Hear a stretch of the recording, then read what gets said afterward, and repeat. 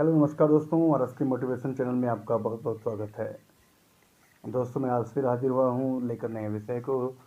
और उम्मीद है आपको यह विषय बहुत पसंद आएगा और यह विषय वास्तव में है। तो मैं चलता हूँ शीघ्र विषय पर।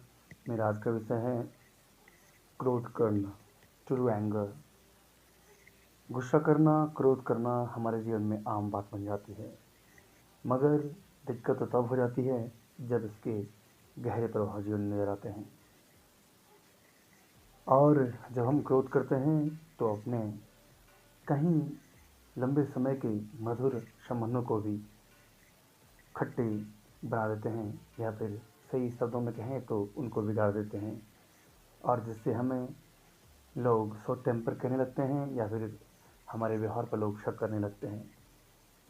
और गुस्सा, क्रोध हम कभी ना कभी कर ही देते हैं। इसे कितना छुपाएं, यह छुपता नहीं है बल्कि दिख जाता है, और इससे बहुत बड़ी क्षति होती है।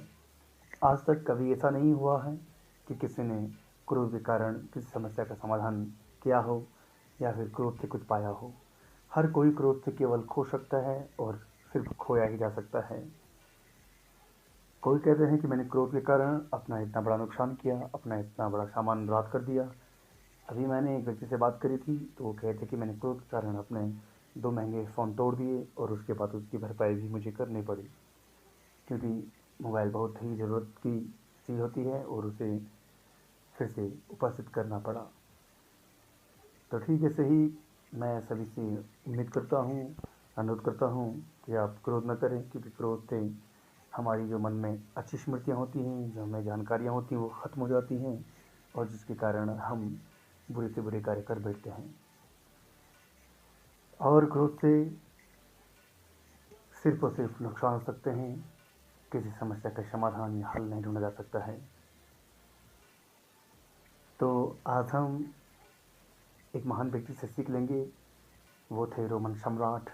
कहते हैं कि वो इतने हर्षनुमा, और कहते हैं कि वो इतने खुश रहा करते थे कि हर कोई उनकी उस हंसी की, उस खुशी की तारीफ करते थे। वो एक दिन अपने मंत्री से कह बैठते हैं कि जाइए मंत्री जी, जो भी चिट्ठियाँ अंदर पड़ी हैं, हमें जो मिली हैं, उनको बाहर लेके आओ। मंत्री जी जाकर इकट्ठा करके सारी चिट्ठियों को लेकर आते हैं और फिर सम्राट को दे देते हैं। सम्राट कहते हैं, मंत्री जी इन चिट्ठियों को जला दो। तभी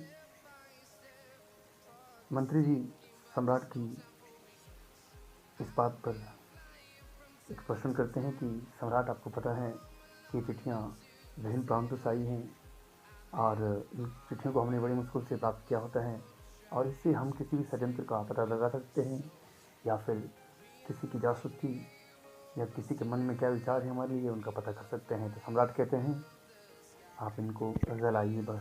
तो वो जला देता है। मंत्री आज्ञा का पालन करता है, जला देता है।